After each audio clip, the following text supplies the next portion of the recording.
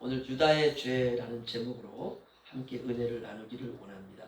우리가 말라기서를 보면 이스라엘 백성들과 제사장들이 지었던 죄가 쭉 나열이 되어 있는데요.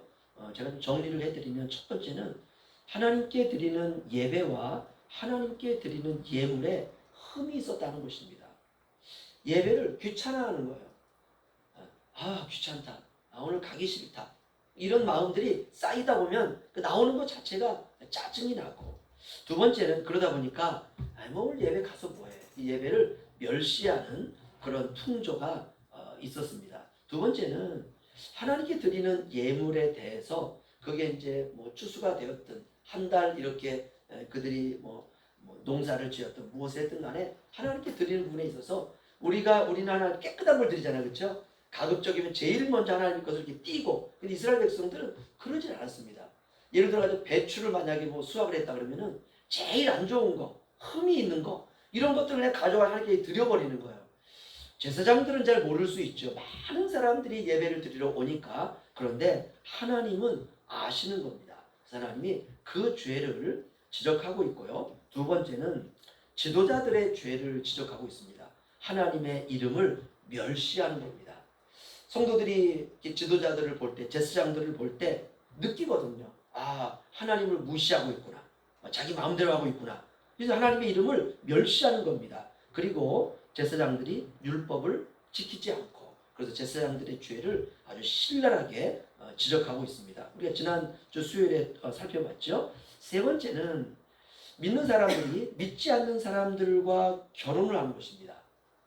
그리고 믿지 않는 사람들 가운데서도 우상을 섬기는 그들의 딸과 결혼을 하는 거예요. 오늘날로 말하면 무당집과 결혼을 하는 거예요. 아니 그렇게 뭐 결혼할 대상들이 많이 있음에도 불구하고 하필이면 무당집의 딸들과 함께 결혼을 하는 것입니다.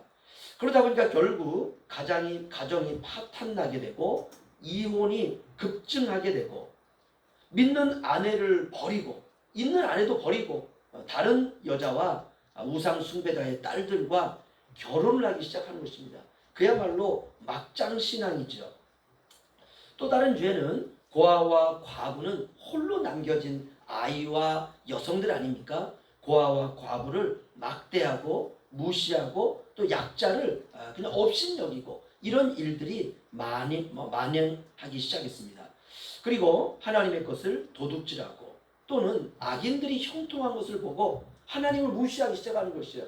아니 저런 악인들이 왜 형통하고 복을 받아야 되는지, 그러면서 하나님에 대해서 원망을 하고 불평을 하고 그 마음을 풀지 않고, 이러다 보니까 이 죄가 총체적인 문제입니다.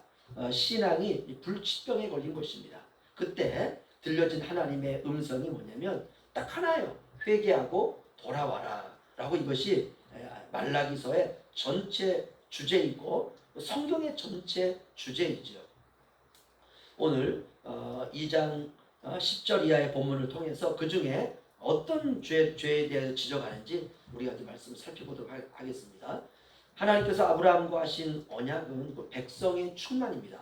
아브라함은 75세가 되었는데 자식이 없어요. 무자합니다. 그런 아브라함에게 하나님께서 나타나셔서 언약을 맺으십니다. 당시 아브라함은요, 우상을 만들고 섬기던 그런 우상 숭배자였습니다. 그런 아브라함이 자기에게 나타난 하나님을 의심 없이 믿었어요. 이게 놀랍습니다. 우리는 대부분이 제자나, 그렇죠? 이분이 진짜 하나님인가? 내가 섬기던 신이 있는데 벼랑간 하나님이라고 하는 분이 나타나서 음성이 들린 거죠. 아브라함아, 아브라함아. 아브라함이 그 이야기를 듣고 말씀하세요. 그랬더니 누군가 얘기를 하는 거예요. 그 소리를 듣고 아브라함이 자신의 종교를 바꿔버렸습니다. 그때 하나님이 그 아브라함의 믿음을 의로 여겼다, 이렇게 말씀하고 있습니다. 이렇게 아브라함을 통해서 하나님께서 믿음의 조상을 삼으시고 그와 언약하십니다. 아브라함과 맺었던 언약은 이겁니다. 내가 너의 자손을 하늘의 별과 같이 바다의 모래와 같이 많게 하리라. 이건 불가능한 약속이에요. 아브라함의 나이가 75세입니다. 그때부터 자기 죽을 때까지 아이를 낳는다면 낳을 수도 없지만 몇 명이나 낳겠습니까? 그런데 하나님이 아브라함에게 주신 약속이 하늘의 별을 봐라. 셀 수 있냐? 그와 같이 내가 너의 자손을 많게 하겠다. 바닷가에 모래알을 봐라. 저 모래알을 셀 수가 있냐? 셀 수가 없습니다. 하나님, 내가 저 모래알의 수만큼 내가 너에게 자손을 주리라. 그런데 놀라운 것은 아브라함이 이 약속을 믿어버렸다는 거예요. 우리가 언약이라고 하는 것은 영어로 커버넌트라는 말인데요. 이거는 쌍방 간의 약속이기보다는 하나님 편에서의 의지입니다. 다시 말하면 하나님이 하나님의 이름을 걸고 언약을 맺는 거예요. 약속을 하는 것입니다. 이렇게 아브라함이 하나님의 이 언약을 받은 이후에 24년이 흘렀습니다. 아브라함의 나이가 99세, 자신의 아내 사라의 나이가 89세입니다. 그때까지 하나님이 자식을 안 주세요. 그런 하나님께서 아브라함에게 99세에 다시 나타나세요. 그리고 이렇게 말합니다. 내년 이맘때에 내가 너에게 아들을 주리라. 와, 놀랍지 않습니까? 아니 75세에 언약하신 분이 24년 후에 99세가 되었을 때에 아이 하나를 주신다면 언제 바다의 모래알만큼의 자식을 만들 수 있겠습니까? 이것이 바로 인간의 셈법이죠. 불가능한 셈법. 그런데 하나님의 방법은 따로 있습니다. 이렇게 시작된 아브라함의 자손이 요셉에 이르게 되고 요셉 이후에 이르러서 드디어 출애굽기에 이르게 됩니다. 아브라함으로부터 430년이 지났는데요. 애굽 고센 땅에서 시작된 하나님의 백성들의 숫자가 200만 명이 넘었습니다.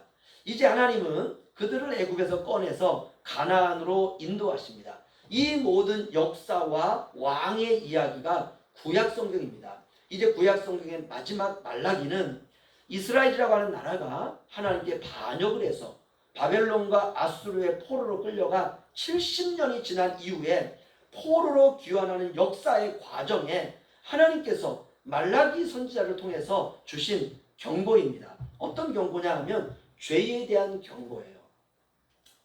참 이 죄를 끊기가 어렵습니다. 죄 때문에 나라를 잃고 포로로 타국에 잡혀갔지만 그래서 이제는 다시는 반역하지 말아야지, 다시는 하나님께 죄를 짓지 말아야지 각오를 다졌지만 얼마 지나지 않아서 다시 죄의 문제로 인해서 나라가 존폐 위기에 처한 것입니다. 특별히 말라기서 2장 10절과 16절은 가정에 대한 불성실한 죄에 대해서 지적하고 있습니다. 16절 보시면요, 제가 읽어드리겠습니다. 이스라엘의 하나님 여호와가 이르노니 나는 이혼하는 것과 옷으로 학대를 가리는 자를 미워하노라.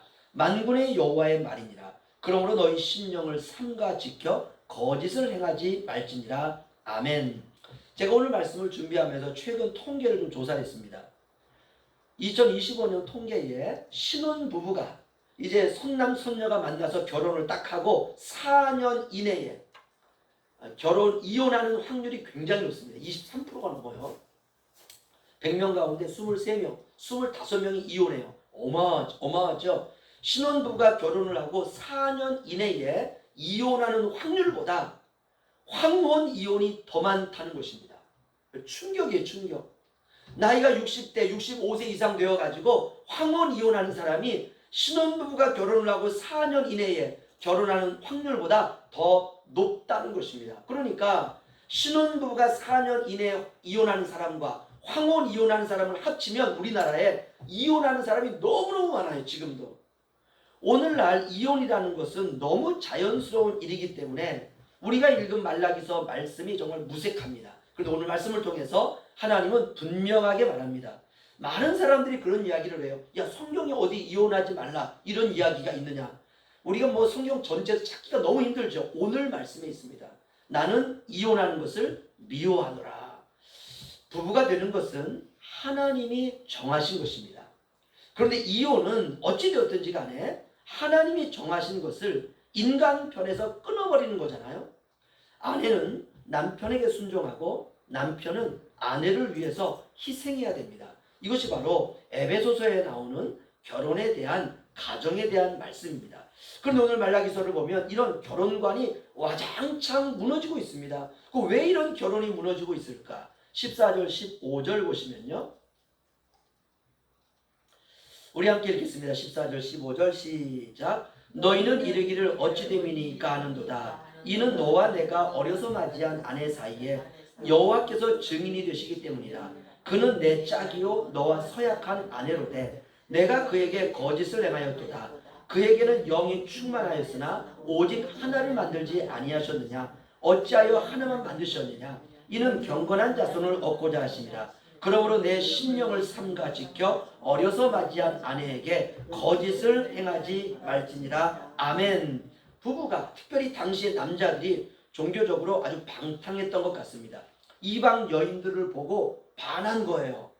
결혼을 했는데 이방 여인을 보고 마음이 막 설레기 시작합니다. 그래서 어디까지 나아갔느냐? 11절 12절 우리 함께 읽죠. 시작. 유다는 거짓을 행하였고 이스라엘과 예루살렘 중에서는 가증한 일을 행하였으며 유다는 여호와께서 사랑하시는 그 성결을 욕되게 하여 이방신의 딸과 결혼하였으니 이 일을 행하는 사람에게 속한 자는 깨는 자나 응답하는 자는 물론이요 만군의 여호와께 제사를 드리는 자도 여호와께서 야곱의 장막 가운데에서 끊어버리시리라. 아멘. 오늘날로 말하면 무당의 딸과 결혼한 것입니다. 이방신의 딸과 결혼하였으니. 그럼 만약 우리 여러분의 자녀들이 있는데 예입니다. 어느 날 그 신부감을 데리고 왔어요. 그런데 이렇게 딱 보니까 이상해요. 그 눈빛이 이상해요. 그래서 물어본 거예요. 혹시 엄마는 뭐 하시냐? 그랬더니 저희 어머니는 무당입니다. 이거 경길할 일이죠. 아마 머리 그냥 뭐 짐 싸들고 와서 말릴걸요. 예수 믿는 가정이라면 이거 무서운 일 아닙니까? 그렇죠? 이스라엘 백성들이 그랬다는 것이에요. 하나님이 싫어하시고 가장 금하시는 것, 우상을 숭배하는 이방신의 딸과 결혼시키는 것. 왜 결혼했을까? 제가 생각할 때는 엄청나게 예뻤을 것 같아요. 여러분, 아름다움 앞에서 신앙은 힘을 잃습니다. 이러면 종교적으로 혼합이 되어가지고 하나님을 떠나게 됩니다. 이런 분위기가 당시 사람들 사이에 아주 횡행했습니다. 사회적으로 이런 일이 너무 많다 보니까 뭐 옆집에서도 그렇고 건너집에서도 그렇고 이 마을에서도 너무 이런 일이 많으니까 이런 일이 많으면 이게 죄로 생각되지 않습니다. 너무 익숙해지는 거죠. 하지만 이 모든 것을 보고 계신 분이 한 분 계셨습니다. 바로 여호와 하나님이시죠. 13절 우리 함께 읽죠. 시작. 너희가 이런 일도 행하나니 곧 눈물과 울음과 탄식으로 여호와의 제단을 가리게 하는도다. 그러므로 여호와께서 다시는 너희의 봉헌물을 돌아보지도 아니하시며 그것을 너희 손에서 기꺼이 받지도 아니하시거늘. 아멘. 우상의 신을 섬기는 이방신의 딸과 결혼한 사람이 하나님 앞에 와서 자기 어머니가 무당짓을 해가지고 준 그 용돈을 하나님께 드린다. 하나님께서 받으시겠냐고. 그걸요. 하나님께서 받지 아니하신다 이거죠. 하나님이 모든 예배, 기도, 봉헌 하나도 받지 않으신다 말하고 있습니다. 형식은 내용이 있을 때 의미가 있는 것이지 의미가 없는 형식은 그저 껍데기일 뿐입니다. 이스라엘이 거기까지 간 거예요. 언제나 마지막 마지노선이라는 것이 있죠. 이 마지노선을 넘으면 수습이 안 됩니다. 결혼은 하나님이 정해주신 것입니다.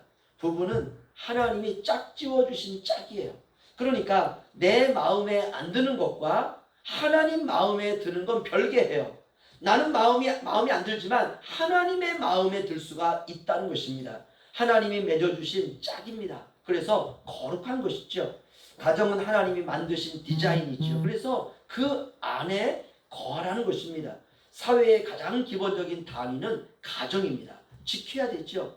오늘날 현실을 보면 말라기서의 현실과 너무나 같습니다. 한 목사님이 젊은 부부를 신방한 적이 있는데요. 겉으로 보기에는 참 평범한 가정입니다. 야, 정말 행복한 가정이다. 두 분이 너무 단란하게 잘 살고 있는 그런 젊은 부부다라고 생각을 해서 그 집을 신방을 했습니다. 작은 아파트에 살고 있었고 경제적으로도 넉넉하지가 않았습니다. 그런데 신방을 이렇게 가서 보니까 액자가 하나 이렇게 딱 있는데 아주 낡은 종이로 쓰여진 종이 한 장을 발견을 했습니다. 거기에 이렇게 적혀 있습니다. 화가 나도 떠나지 말 것. 상처를 받아도 하루는 함께 넘길 것. 기도 없이 잠들지 말 것. 이렇게 적혀 있는 거예요. 화가 나도 떠나지 말 것. 상처를 받아도 하루는 함께 넘길 것.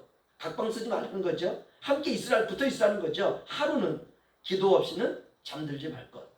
그래서 목사님이 너무 신기해가지고 그 누런 종이에 쓰여진 액자로 이렇게 되어 있는, 그래서 누가 적은 겁니까? 그랬더니 남편이 웃으면서 이렇게 말합니다.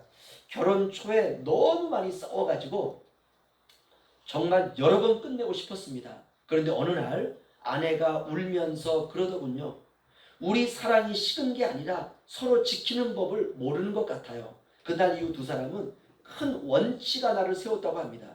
무슨 일이 있어도 관계를 포기하지 말자. 그러니까 한마디로 말하면 이혼하지 말자 이거죠. 그러니까 싸우지 않는 게 아니죠. 서운함이 없었던 것도 아닙니다. 그러나 떠나지 않았던 거예요. 끝까지 손을 놓지 않은 것입니다. 그 목사님이 마지막에 이런 말을 해줬다고 합니다. 행복한 가정은 상처가 없는 가정이 아니라 상처를 안고도 떠나지 않는 가정입니다. 생각해보면 하나님도 우리를 그렇게 대하십니다. 우리는 수도 없이 하나님 곁을 떠나잖아요. 죄를 짓고 약속을 깨고 마음이 식어버리고, 그런데 하나님은 우리를 절대로 포기하지 않는다는 것입니다. 우리가 호세아서를 보면 하나님은 배신한 이스라엘까지 끝까지 사랑하십니다.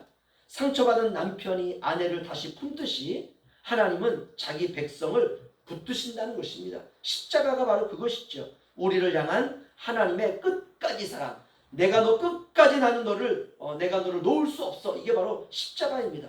그래서 믿음의 가정은 완벽해서 유지되는 것이 아니라 은혜로 버티는 거예요. 이게 믿음이에요. 이게 은혜입니다. 서로를 이해하지 못할 때도, 눈물이 날 때도, 때로는 마음이 무너질 때에도 하나님이 우리를 포기하지 않으셨듯이 우리도 서로를 포기하지 않는 것입니다. 이것이 바로 가정을 붙드는 아주 중요한 원칙입니다. 가정은 사랑이 시작되는 곳이기도 하지만 끝까지 사랑을 배워가는 학교이기도 합니다. 5월은 가정의 달입니다. 우리가 가정의 달에 말라기서 말씀을 통해서 다시 한번 결혼은 하나님의 언약의 통로임을 우리가 알게 되었습니다.